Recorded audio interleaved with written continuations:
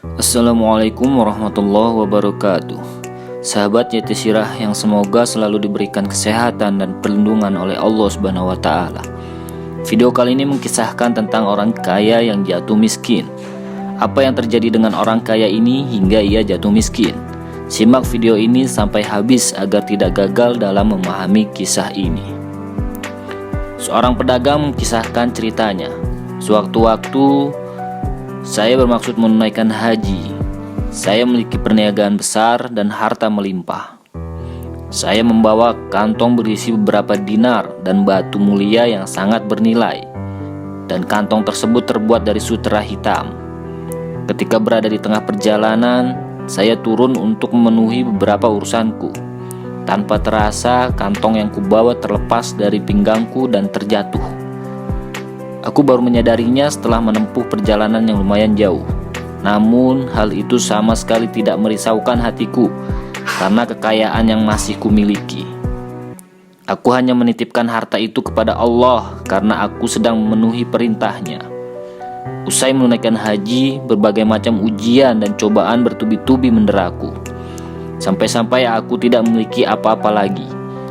Aku pun lari meninggalkan negeriku. Setelah bertahun-tahun hidup dalam kemiskinan, saya sampai pada suatu tempat dengan ditemani istriku. Pada malam itu, saya tidak memiliki apapun selain setengah dirham. Malam itu terasa pendek. Aku memutuskan untuk menginap di sebuah kampung. Hingga akhirnya aku mendapatkan sebuah tempat berteduh bekas penginapan. Tiba-tiba istriku yang sedang hamil merintih kesakitan karena hendak melahirkan. Dengan susah payah, akhirnya ia pun bisa melahirkan. Istriku berkata, "Kanda, inilah detik-detik akhir hidupku. Maka ambilkanlah aku sesuatu untuk berpegangan." Aku pun keluar kebingungan di tengah kegelapan yang pekat ditengahi hujan yang sangat lebat. Akhirnya aku sampai pada seorang penjual makanan. Aku berdiri di hadapannya. Ia pun menanyakanku, aku menjelaskan kepadanya tentang keadaanku dan apa yang menimpaku. Ia pun merasa iba dan kasihan. Ia lalu memberiku sepotong roti dan minyak, juga meminjamiku mangkok untuk tempat makanan tersebut. Ketika aku telah berjalan cukup jauh dan sudah dekat dari tempat menginapku, tiba-tiba aku terpeleset, jatuh dan hancurlah semuanya. Tak ada yang tersisa lagi selain kepedihan dan tekanan yang belum pernah aku rasakan sebelumnya. Tak ada lagi yang bisa saya lakukan selain menangis dan berteriak sekeras-kerasnya. Lalu muncullah seseorang yang melongokkan kepala dari jendela rumahnya dan berkata, "Celaka kamu, kenapa kamu menangis keras itu? Tidak bisakah kamu membiarkan kami tidur dengan tenang?" Setelah itu aku pun menceritakan semua yang terjadi. Ia berkata, "Kamu menangis seperti ini hanya karena setengah dinar?" Mendengar itu ia membatin. Sungguh perkataannya menambah kesedihan dari kepedihanku. Aku berkata kepadanya, "Hai, demi Allah, saya sudah tidak memiliki apa-apa lagi. Tapi tangisku ini semata-mata karena meratapi nasib istriku dan diriku ini. Saat ini istriku sedang menjemput ajalnya karena kelaparan yang menderanya. Demi Allah, beberapa tahun lalu saya berniat menunaikan ibadah haji. Saya memiliki harta yang melimpah. Tapi setelah hilangnya kantongku, dinarku, dan batu mulia yang amat bernilai, di mana nilainya hampir sama dengan 3.000 dinar, keadaanku berubah seperti ini. Saya sama sekali tidak pernah memikirkannya. Tapi pada saat ini, kamu melihatku menangis hanya karena setengah dinar. Saya memohon kepada Allah keselamatan. Jangan sekali-kali kamu menghina dan meremehkan sehingga engkau akan mengalami seperti apa yang kurasakan saat ini." Ia pun melanjutkan kisahnya. Setelah itu ia berkata kepadaku, "Demi Allah, wahai saudaraku, bagaimana sifat dan ciri kantongmu itu?" Aku makin menangis dan berkata, "Apa gunanya aku menjelaskan padamu? Ataukah kamu ingin menghina dan mengejekku dengan apa yang kamu lihat sekarang berupa kepayahan dan kelitihanku di bawah guyuran hujan ini? Apa manfaatnya kantongku yang telah hilang sejak sekian lama ini untukku atau untukmu?" Sang pedagang itu pun berkata, "Ketika aku ingin meneruskan langkahku, tiba-tiba orang tersebut keluar dan memanggilku. 'Ambillah ini.'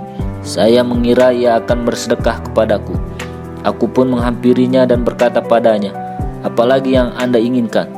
Ia berkata kepadaku sambil memegangku, "Coba sebutkan ciri-ciri kantongmu." Tak ada jalan lain kecuali aku memang harus menjelaskan ciri-cirinya padanya. Setelah saya menyebutkan ciri-ciri kantongku, ia pun berkata padaku, "Masuklah." Setelah saya masuk, ia pun bertanya, "Di mana istrimu?" "Di bekas penginapan."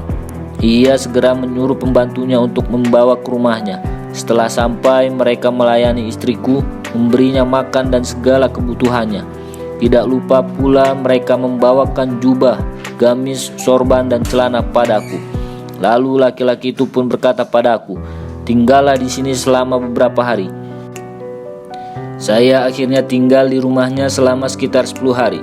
Ia memberiku setiap hari 10 dinar. Hal ini menjadikanku heran bercampur bingung akan kebaikannya yang begitu besar setelah sebelumnya memperlakukanku begitu kasar. Setelah semuanya, ia pun berkata padaku, "Kegiatan apa yang selama ini kamu tekuni?" Saya menjawab, "Saya dulu seorang pedagang." Ia berkata, "Saya memiliki gandum dan aku akan memberimu modal untuk berdagang dan berkongsi denganku." "Akan saya lakukan," jawabku. Ia pun mengeluarkan untukku 100 dinar dan berkata, "Ambillah ini dan berdaganglah di sini. Inilah kehidupanku, Allah mencukupiku dengannya. Saya akan menekuninya," jawabku. Ia berkata kembali, "Duduklah." Setelah aku duduk, ia menunjukkan kepadaku sebuah kantong sambil berkata, "Tahukah kamu apa ini?" Aku begitu terkejut dan hampir saja pingsan ketika melihat apa yang ia bawa. Setelah beberapa saat, saya baru tersadar. Aku lalu bertanya padanya, "Wahai saudaraku, apakah kamu seorang malaikat?" Ia berkata, "Aku menyimpan dan menjaganya selama sekian tahun. Ketika aku mendengarkan ceritamu malam itu, juga memintamu menunjukkan cirinya, aku ingin memberikannya padamu saat itu juga, tapi khawatir akan mengagetkanmu. Maka aku memberimu beberapa dinar yang kamu kira adalah pemberianku. Padahal sebenarnya aku mengambilnya dari kantong uangmu. Sekarang ambillah kantongmu ini dan biarkanlah diriku bebas dari amanah ini." Aku pun berterima kasih kepadanya dan selalu mendoakannya. Aku mengambil kantongku dan kembali ke negeriku. Aku menjual seluruh mutiara dan menyatukan nilainya dengan apa yang kumiliki sebagai modal berdagang. Setelah lewat beberapa tahun, berubahlah kehidupanku dengan memiliki modal sebanyak 10.000 dinar. Sahabat Yatisirah, terlepas dari benar atau tidaknya kisah ini, kita mendapati sebuah pelajaran bahwa kehidupan bisa saja berubah, apakah karena ujian yang Allah berikan atau karena hukuman. Yang terpenting adalah kita senantiasa bersyukur dan selalu mendekatkan diri kepada Allah, agar selalu mendapatkan rahmat dan keberkahan dalam menjalani hidup ini. Wallahu a'lam.